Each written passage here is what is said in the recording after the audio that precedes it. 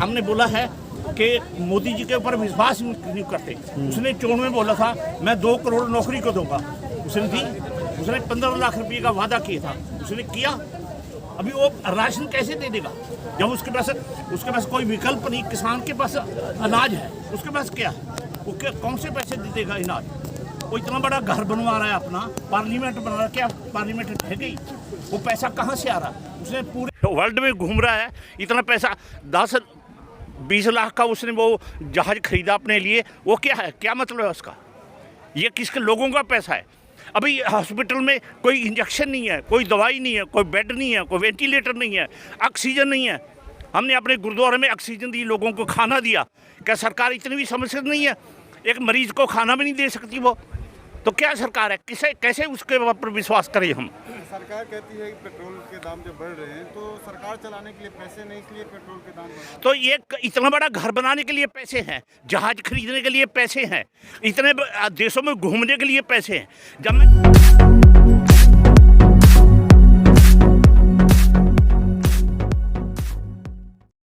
मोदी उसको कहता हूँ कि 3 चट्टम के हटा कर तुम बोल रहे, वो 3 चट्टम में हमारा गरीबों का चट्टम है, ये गरीबों का चट्टम नया हटाना बोल को इधर पोराट कर रहे। वो मोदी पहले सब गरीबों का से मैं हूँ, मैं चाय वाले हूँ बोल को बोले। अगर वो बड़े बड़े लोगों को, वो अंबानी लोगों को मदद कर को, अंबानी क्या बोलते भी उन्होंने ऐसा कर रहे। इधर तेलंगाना में आको 2 दिन पकड़ता इधर आना बोले तो हम कितने भी हो दो, क्या भी हो दो, मर जान दो भी खून निकाल देंगे। इधर आको ये पोराट में रहना बोल को हम सोच को इधर आए। क्यों बोले तो ये मोदी पहले ऐसा मैं गरीबों को चाहता हूँ, ये गरीबों का से है बोल को बोले। अब देखते हो भाई उसका ने पुलिस है, मिलिट्री है, मैं कुछ भी कर सकता हूँ बोल को बोल रहे। इधर गड़बड़ हो तो भी ये बात के 2 लाख आदमी 10 लाख आदमी आको यहाँ खड़े को सब पुलिस का हटा रहे थे, प्रभुत्व का हटाते। इसलिए हम सबको मदद लेको इधर कर रहे। आप लोग हम भी, आप ये टीवी लोग भी आप मदद कर को ये काम गरीबों को साधना बोल को हम सोच रहे।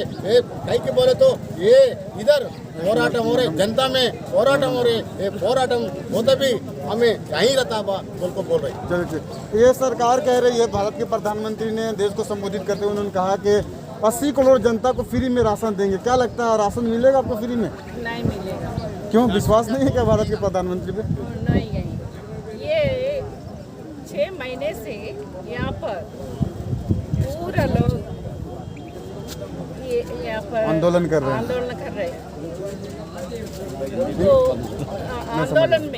आंदोलन में बच्चे, स्टूडेंट्स और महिलाएं, फार्मर्स, महिलाओं, लाखों पीपल आया।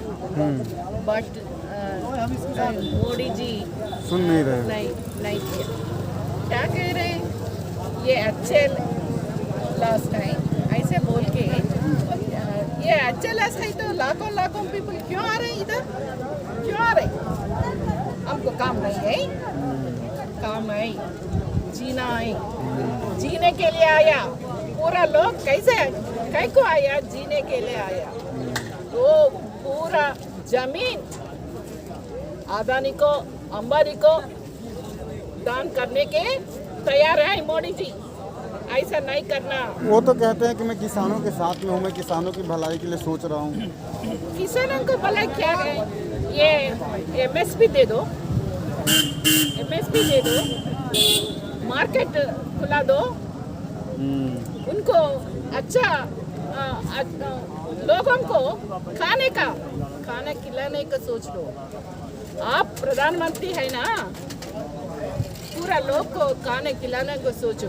लॉकडाउन में बहुत सारी परेशानियों का सामना करना पड़ा होगा आप लोगों को। हाँ, बहुत परेशान। इसलिए हम लड़ रहे, आंध्र में लड़ रहे, तेलंगाना में लड़ रहे। मैं तेलंगाना से आया, प्रगतिशील महिला संगम का अध्यक्ष है तेलंगाना का। इसलिए हम शामिल करने का आया, ये आंदोलन को शामिल करने का आया। हम ये आंदोलन जीतेगा, ये लोगों को आंदोलन है, पूरा लोग शामिल करके आंदोलन करेंगे। लेकिन वो कहते हैं कि किसानों को भटकाया गया है, इनको फुसलाया गया, इस तरह से लोग किसानों के बारे में वो लोग बोलते हैं और इनके ऊपर आरोप भी लगाते हैं कि ये लोग खालिस्तानी है, आतंकवादी है। तो कैसे देखते हैं इसको? इसका मैं जवाब दूँ। खाने वाले खालिस्तानी है। हाँ, पूरा लोग खाने के लिए लड़ रहे हैं हम, खाने के लिए लड़ रहे। खाना दूसरे तो खालिस्तान बोलते, टेररिस्ट बोलते, कुछ बोलते। हम टेररिस्ट है तो ऐसा नहीं बैठ कर करते। अभी 6 महीने से टेररिस्ट का काम क्या है, क्या सकते वो? हम टेररिस्ट नहीं है। अभी शांत स्वरूप से बैठ के आंदोलन कर रहे हैं, आंदोलन करते हैं। चलिए, क्या कहना चाह रहे थे? जैसे आपने बोला ना, हम टेररिस्ट नहीं, हम किसान हैं। जी जी। हम अपनी ज़मीन बचाने के लिए, अपनी नस्लें बचाने के लिए इधर बैठे हैं। अगर वो चाहते हैं, अगर आप ये चाहते हैं कि ये कानून हमने किसानों के लिए बनाए हैं तो वापस कर लो। क्यों, क्या दिक्कत है इसमें? अगर उन्होंने किसानों के हक में बनाया, मुझे ये चीज़ नहीं चाहिए, मैं वापस कर रहा हूँ। 6 महीने से हम लोग इधर बैठे हैं कि भाई ये कानून हमें नहीं चाहिए, आप वापस कर दो। तो क्यों नहीं वो वापस कर रहे? कृषि मंत्री जो कहते हैं कि इसमें काला क्या, इसमें तो काला कुछ नहीं। कृषि मंत्री को तो आप खुद नॉलेज नहीं है। वो कभी कहीं जाकर कुछ बोलता है, कहीं जाकर कुछ बोलता है। आंध्र प्रदेश में जाके उसने क्या बोला कि ये कानून हम कभी वापस नहीं करेंगे। जब इधर मीटिंग में आता है तो उसको ये भी नॉलेज नहीं कि मैंने क्या बोलना है, क्या एक क्लॉज करके हमको समझाया है, सारा कुछ बताया है, मगर वो बिल्कुल उनको नॉलेज ही नहीं है। वो तो अडानी के टेबल पर बनकर कानून आया, पार्लियामेंट में पास नहीं हुआ। वो पार्लियामेंट में आपने देखा होगा, जब वो कानून चल रहा था तो स्पीकर ने देखा ही नहीं कि कोई विरोध भी कर रहा है। ध्वनि मत से पास कराया गया, ध्वनि मत से पास नहीं हुआ, पास करके फेंक दिया, कुछ नहीं किया उन्होंने, लोगों की बात सुनी नहीं। अगर विपक्ष मजबूत होता तो ये कानून बनने नहीं थे। उन्होंने, उनके पास बहुमत है, तो इसका मतलब ये थोड़ी कि लोगों को फांसी टांग दोगे, जमीन खोस लोगे लोगों की। आपने कानून पढ़ा होगा, अगर आप जिम्मेदार हैं, अगर आप जमींदार हैं तो आप देखो, सोचो, विचारो कि वो कानून ठीक है। तो ये हमने बोला है कि मोदी जी के ऊपर विश्वास नहीं करते। उसने चोण में बोला था मैं 2 करोड़ नौकरी को दूंगा, उसने 15 लाख रुपये का वादा किया था, उसने किया। अभी वो राशन कैसे दे देगा जब उसके पास कोई विकल्प नहीं? किसान के पास अनाज है, उसके पास क्या है? वो कौन से पैसे दे देगा अनाज? वो इतना बड़ा घर बनवा रहा है अपना, पार्लियामेंट बना रहा है, क्या पार्लियामेंट रह गई? वो पैसा कहाँ से आ रहा? उसने पूरे वर्ल्ड में घूम रहा है, इतना पैसा 10-20 लाख का उसने वो जहाज खरीदा अपने लिए। वो क्या है, क्या मतलब है उसका? ये किसके लोगों का पैसा है? अभी हॉस्पिटल में कोई इंजेक्शन नहीं है, कोई दवाई नहीं है, कोई बेड नहीं है, कोई वेंटिलेटर नहीं है, ऑक्सीजन नहीं है। हमने अपने गुरुद्वारे में ऑक्सीजन दी, लोगों को खाना दिया। क्या सरकार इतनी भी समझ नहीं है? एक मरीज को खाना भी नहीं दे सकती वो, तो क्या सरकार है? कैसे उसके ऊपर विश्वास करें हम? सरकार कहती है कि पेट्रोल के दाम जब बढ़ रहे हैं तो सरकार चलाने के लिए पैसे नहीं, इसलिए पेट्रोल के दाम बढ़। तो ये इतना बड़ा घर बनाने के लिए पैसे हैं, जहाज खरीदने के लिए पैसे हैं, इतने देशों में घूमने के लिए पैसे हैं। जब मैं अनपढ़ हूँ, चाय बेचने वाला हूँ, तो उन अंग्रेजों से कैसे बात करूँगा? वह घूम रहा है, चक्कर काट रहा है, देश के पैसे हैं। वो कहाँ? देश के पास तो पैसे नहीं। पेट्रोल डीजल तो उनके दोस्तों का है, जो ये कंपनी है ना पेट्रोल डीजल की, उनको फायदा बचा रहा है। आपने ये देखा है कभी कि वो 35 रुपये लीटर है पेट्रोल, और इतना ये टैक्स लगाया है, किसकी जेब में जा रहा है? जब उधर से 35 रुपये लीटर मिल रहा है तेल, तो ये 100 रुपये लीटर क्यों है? बाकी 70 रुपये तो उसका टैक्स है, तो वो कैसे वो उसमें जा रहा है? अगर सरकार ने देना है, अगर लेना है, तो सरकार सुविधा भी तो दे, सरकार लोगों को इंजेक्शन दे, लोगों को दवाई दे, लोगों को हॉस्पिटल दे, लोगों को एजुकेशन दे, बेरोजगारों को नौकरी दे, तब तो फायदा है। पैसा लूट रहा है, ये क्या मतलब हुआ? और सरसों का जो रेट बढ़ा है, इसमें बोलते हैं कि सरसों में मिलावट जो हो रहा था उसको मैंने रोका है। तो मिलावट करने वालों को क्यों नहीं जेल में डालता?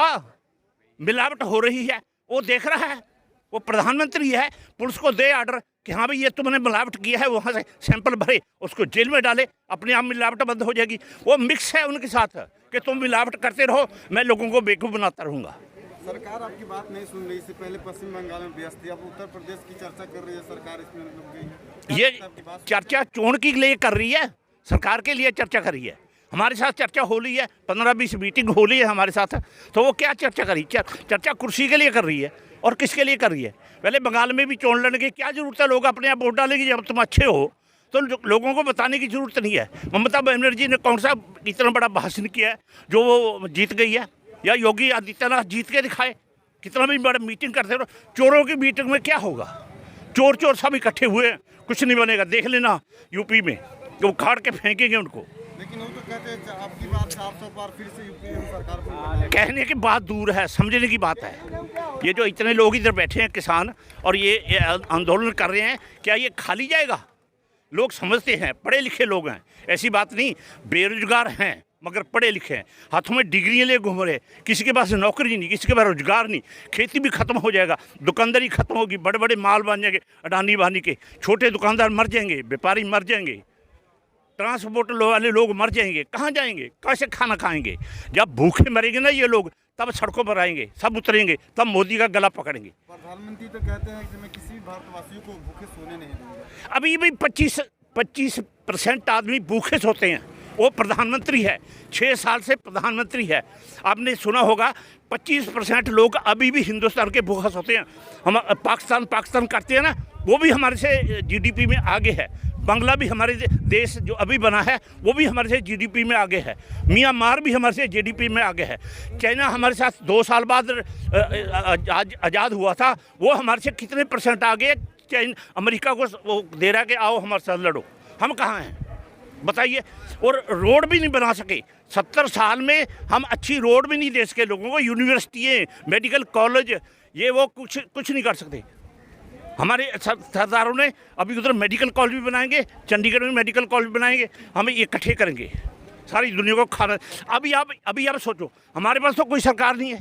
हमारे पास दिल्ली में भी सारे कोरोना सिस्टम में हमने सबको खाना दिया, सबको ऑक्सीजन दे रहे हैं, सबको वेंटिलेटर दे रहे हैं, सबको मदद कर रहे हैं, सारा कुछ घर घर का हम पहुँचा रहे हैं। हमको वो नहीं होता। तो ये सरकार नहीं कर सकती। एक छोटा सा 2%, सिर्फ 2% आदमी है जो ये कर रहा है। तो सरकार के पास इतनी साधन है पैसे कमाने के। हमारे पास तो जो कोई कभी किसी से दान लिया, कभी किसी से बोला कि भाई इतना पैसा हमें दो, जो मर्जी है उसकी दे ना दे, हम अपनी जेब से कर रहे हैं।